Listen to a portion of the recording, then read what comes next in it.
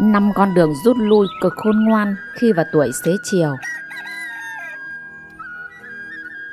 Quý vị thân mến, khi về già có người sống những năm tháng vui vẻ, có người lại rất u uất muộn phiền.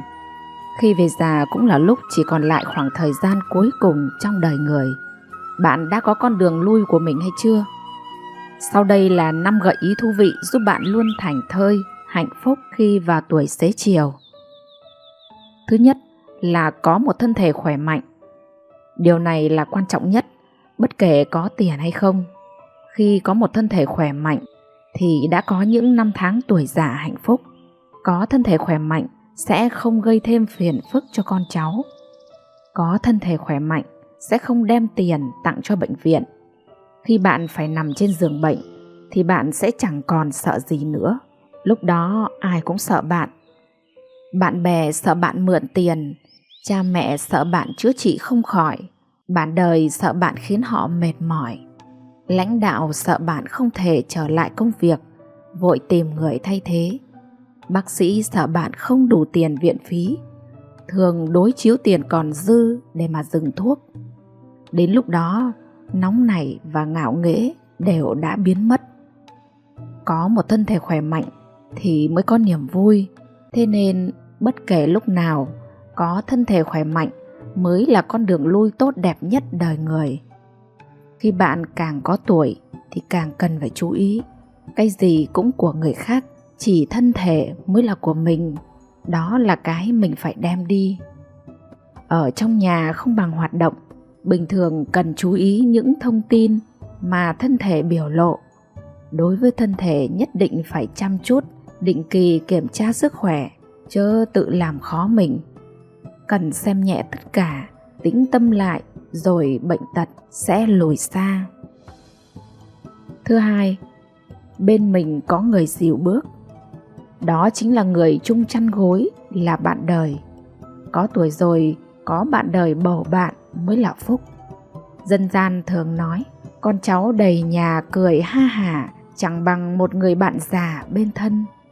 Hay như câu, con chăm cha không bằng bà chăm ông. Đây không phải là thứ tình cảm oanh liệt, hoành tráng, mà đó chính là người bạn đời, bạn đạo, cùng trò chuyện bình thản, nhẹ nhàng. Điều đó mới khiến cho trái tim cảm thấy được yêu thương và ấm áp. Có người bạn đời biết yêu thương, cùng đi hành quân tới nơi chiến trường Đông Bắc, đó mới là con đường tốt nhất. Nhưng cũng chớ vội buồn nếu người bạn đời của bạn đã sớm rời xa. Cuộc sống còn nhiều mối quan hệ tốt đẹp. Nếu có lòng, bạn nhất định sẽ tìm được ra người bạn tâm giao tri kỷ của mình. Thứ ba, con người có tuổi nhất định phải sống có quy luật. Nghỉ ngơi, ăn uống, vui chơi, ngủ nghỉ cần phải có thời gian của mình. Bởi vì các linh kiện trên thân thể mình đều đã lão hóa, chẳng thể chịu nổi sức tàn phá của bất quy luật. Ăn uống không được chè chén thỏa thuê, chưa nhất định cần ngủ. Bạn khiêu vũ, chơi bài cũng cần có. Kết giao bạn bè là rất quan trọng.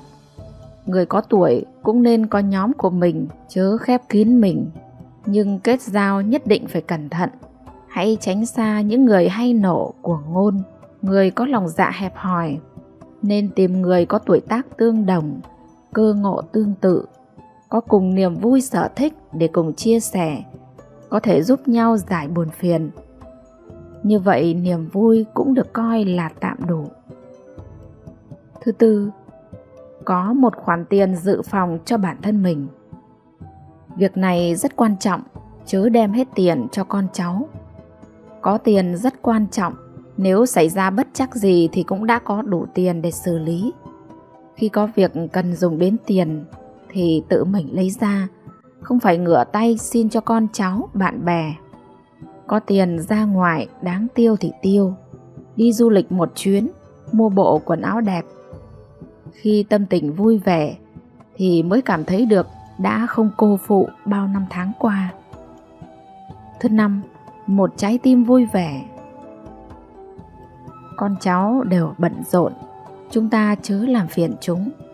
Chúng ta nghỉ ngơi rồi, nhất định phải tìm niềm vui của riêng mình. tuổi tác này là quý báu nhất, do đó cần thụ hưởng cuộc sống, ca hát, nhảy múa, du lịch, dạo chơi, thăm thú, xem còn có những phong cảnh đẹp nào mình chưa xem. Nếu điều kiện cho phép thì hãy đi thực hiện, nhất định cần trân quý quãng thời gian cuối cùng. Nước mắt ai người ấy lau, chẳng ai có thể khóc thay mình được. Sao cứ phải làm vui lòng người khác, chi bằng sống cho mình thật vui vẻ, khiến cuộc sống cực khổ thành những ý thơ, khiến thế giới bạc tình thành thâm tình. Như thế mới là có bản lĩnh. Ban đầu chúng ta đến với thế giới này là vì buộc phải đến. Cuối cùng chúng ta rời khỏi thế gian này cũng là buộc phải đi. Quá trình giữa buộc phải đến và đi này, chúng ta có thể lựa chọn sống theo cái tâm của mình. Đời người quả thật chẳng dễ dàng, đắng cay khổ cực, vui buồn hợp tan. Chúng ta vẫn cứ phải sống tiếp và sống tốt.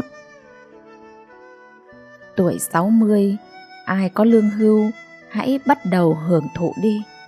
Ai không có hãy cố gắng lên một chút, vì tuổi này cũng vẫn chưa quá muộn. Tuổi 60 bình an đã trở lại, không còn ham hố, bon chen, tiền bạc cũng chỉ cần vừa đủ thôi. Địa vị cũng bàn giao lại cả cho đời. Tuổi 60 là lúc tâm bắt đầu tĩnh lặng, hạnh phúc với những gì mình đang có. Ngắm nhìn con cháu trưởng thành, chiêm nghiệm hỉ nộ, ái ố đã đi qua cuộc đời.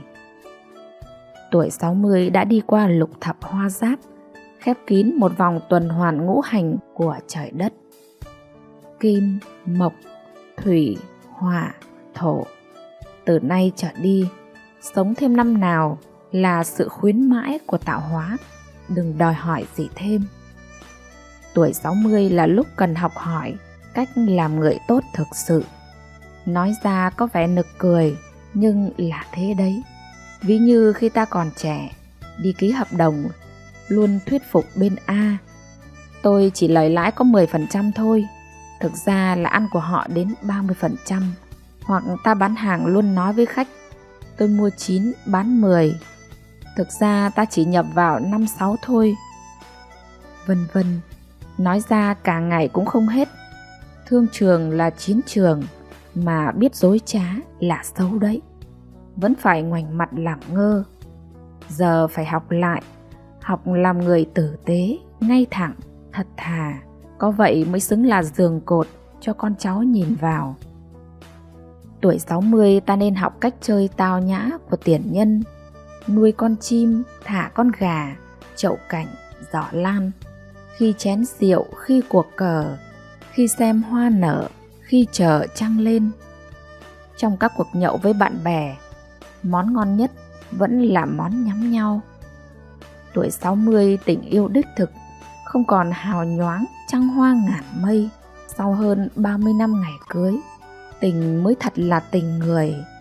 Nhường nhịn nhau, thương mến nhau. Con chăm cha không bằng bà chăm ông.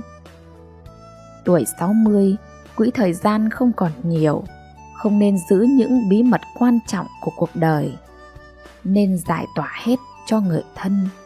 Nhỡ có đột ngột ra đi, cũng không cần phải chăn chối điều gì cả. Chỉ giữ lại cho mình một chút thôi, những kỷ niệm của tình thương, làm hành trang cùng ta đi đến giây phút cuối cùng. Mắt đã nhắm, tay đã xuôi, nhưng trên môi vẫn nở một nụ cười.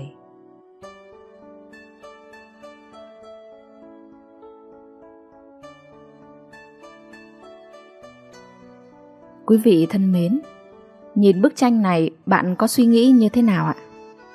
Đứng trước cánh cửa của thần chết, người đàn ông mới giật mình tỉnh ngộ. Những thứ anh ta đã bỏ cả cuộc đời để theo đuổi, để cố gắng giành được, đều chỉ là thoảng qua trong nháy mắt. Ngay cả thân xác cũng không phải của anh ta. Tiền tài, địa vị, nhà cửa, tất cả đều bỏ lại thế gian không thể mang theo. Đời người như con thuyền, chở quá nhiều ham muốn hưởng thụ vật chất và hư vinh. Tuy nhiên muốn qua sông, thuyền nhất định phải nhẹ, phải thả xuống những dục vọng dư thừa. Xưa kia ở đất nước Ấn Độ có một chàng trai trẻ không may vì bệnh tật mà qua đời, vào lúc vừa chút hơi thở cuối cùng và sinh mệnh ngắn ngủi trên dương thế kết thúc. Chàng trai thấy Phật tổ cầm trong tay một chiếc dương và tiến lại phía mình. Phật tổ nhân từ nói: "Chúng ta đi thôi con." Chàng trai nhìn Phật tổ với ánh mắt tiếc nuối và cầu khẩn: "Dạ, thưa Phật tổ, cuộc đời con diễn ra chóng vánh quá. Con vẫn còn rất nhiều việc muốn làm, rất nhiều việc con vẫn chưa hoàn thành ạ." Phật tổ đáp: "Ta rất tiếc, nhưng đã đến lúc con phải đi rồi." Chàng trai ngước đôi mắt phiền não nhìn Phật tổ và hỏi: "Dạ, thưa Phật tổ, trong cái dương này của ngài có vật gì vậy?" Phật tổ trả lời: "Chiếc dương này chứa đựng di vật của con." Chàng trai băn khoăn hỏi: "Dạ, di vật của con sao? Ngài muốn nói tới tiền bạc, trang sức và những vật dụng cá nhân của con có phải không ạ?" Phật tổ lắc đầu mỉm cười: "Những thứ đó chưa bao giờ là của con cả, chúng đều thuộc về địa cầu." Chàng trai tiếp tục suy đoán: "Vậy đó có phải là ký ức của con không?" "Không phải, ký ức của con thuộc về thời gian." "Vậy có lẽ là thiên phú của con?" "Không phải, thiên phú ấy thuộc về cảnh giới giác ngộ của con." "Thế chẳng lẽ lại là bạn bè và người thân của con?" "Không, họ thuộc về trái tim của con." Lần này chàng trai quả quyết: "Vậy nhất định là thân thể của con rồi." Phật tổ nhìn chàng trai lắc đầu: "Thân xác của con không bao giờ là của con, nó thuộc về cát bụi." Chàng trai không ngừng suy tư, cuối cùng anh ta khẳng định: "Vậy thì chắc chắn di vật của con chính là linh hồn của con." Phật tổ nhìn chàng trai một lúc rồi nói: "Con hoàn toàn sai rồi, linh hồn của con thuộc về ta." Chàng trai rưng rưng nước mắt, những gì anh nghĩ vẫn là của mình, vẫn cố ôm giữ thật chặt khi còn sống, mà trong khoảnh khắc này đây, chúng đều không phải là của bản thân anh. Tiếp nhận cái dương từ tay Phật tổ rồi mở ra, chàng trai vô cùng ngạc nhiên khi thấy bên trong hoàn toàn trống rỗng, không có bất kỳ vật gì cả. Nước mắt lăn dài, chàng trai đau khổ hỏi Phật tổ: "Chẳng lẽ từ trước đến giờ con chưa từng có gì sao? Vậy thứ gì mới thực sự thuộc về con?" Phật tổ trả lời: "Khi còn sống, tất cả những thứ thoảng qua trong nháy mắt đều là của con." Chàng trai lúc đó mới giật mình bàng hoàng tỉnh ngộ.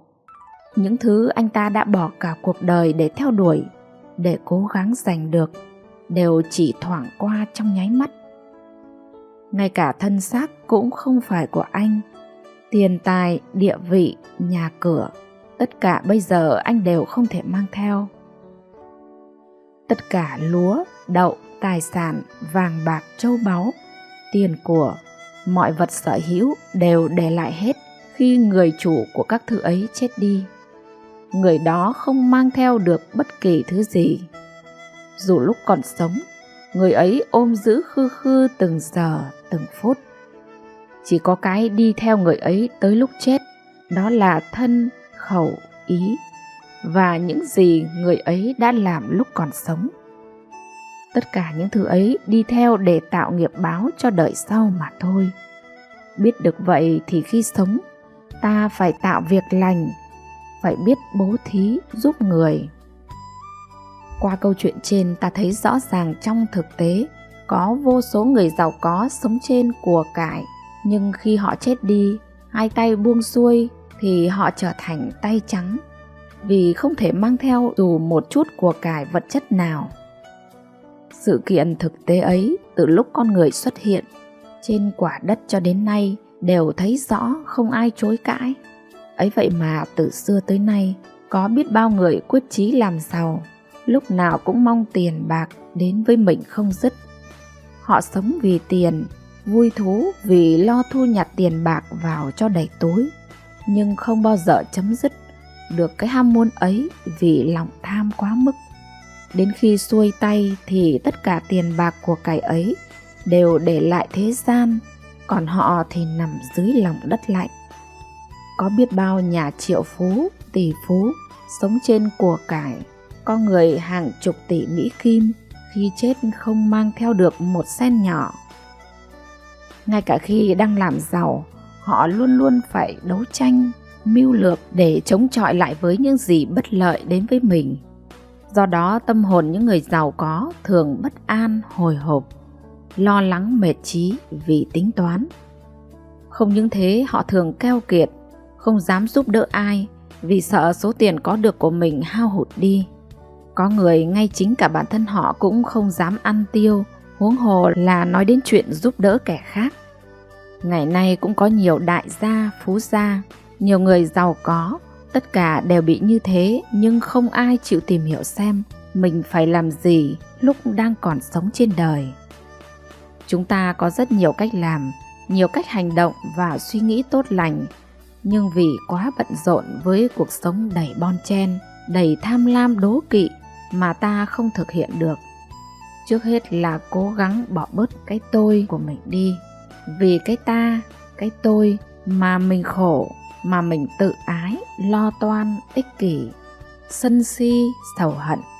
Cái tôi càng giảm thì tình thương bao la dễ nảy nở. Tình thương đây không phải là tình thương đầy vị kỷ, mà rộng rãi hơn, vị tha hơn. Đó là tình thương đồng loại, thương người. Vì mỗi con người đều là những kẻ đáng thương, mà có khi còn đáng thương hơn mình nữa. Kinh Unanda có câu: ví dầu ai có đi khắp bốn phương trời, cũng không thấy ai là kẻ đáng thương hơn mình. Ấy vậy là mình thương mình. Mình đã thương mình thì cũng đừng nên làm phiền người khác. Ta không những không làm phiền người, mà còn phải thương người nữa. Nhờ tình thương mà thân tâm con người ta được an lạc. Khi ta mang tình thương đến cho người khác, thì là chính tự mình mang hạnh phúc đến cho chính mình. Có thể lúc đầu vì cái tôi quá lớn nên ta không thực hiện được và cảm nhận được. Vì khi mang tình thương hỗ trợ người khác, ta thường hay nghĩ lại, hay tiếc rẻ, ân hận nên không cảm thấy được sự hạnh phúc, vui sướng đến với mình. Chúng ta chẳng phải cũng như vậy sao? Có bao nhiêu người sẵn sàng đánh đổi mọi thứ, bao gồm cả những điều quý giá nhất là gia đình, tình thân và sự thanh thản của tâm hồn, để theo đuổi công danh, quyền lực và vật chất, vì cho rằng đó là đích đến của cuộc đời, là hạnh phúc đích thực. Trong xã hội, có bao nhiêu người chỉ vì chút lợi ích cá nhân mà làm tổn hại người khác, hoặc so sánh bản thân mình với người khác mà tự cảm thấy bất công. Sống trong cuộc đời ngắn ngủi này, bởi vì bận rộn mà ta đã bỏ lỡ đi những chuyện có ý nghĩa trọng đại với sinh mệnh. Bởi vì mải miết trong mê cung công danh, lợi lộc mà ta đang dần đánh mất đi sự thuần khiết trong tâm hồn, và luôn chất chứa trong lòng những nỗi buồn vô tận. Vì những truy cầu không với tới, nếu như còn có ngày mai, mỗi người đều phải đối mặt với lão, bệnh, tử. Liệu ta có thể chắc chắn rằng kế hoạch ngày hôm nay, ngày mai mình vẫn còn nhớ rõ chăng? Cổ nhân dạy rằng làm người ăn chẳng cầu no, sống chẳng cầu tiện nghi, sống đạm bạc cho chí hướng được minh sáng. Người ở thế gian này nhiều lắm cũng chỉ là mấy mươi năm, đau khổ truy cầu, rốt cuộc có thể lưu lại điều gì? Danh lợi cũng là thoảng qua như mây khói, khi sinh không mang theo đến, khi chết không mang theo đi. Sao ta không tùy duyên đối diện, sống cuộc đời nước chảy mây trôi?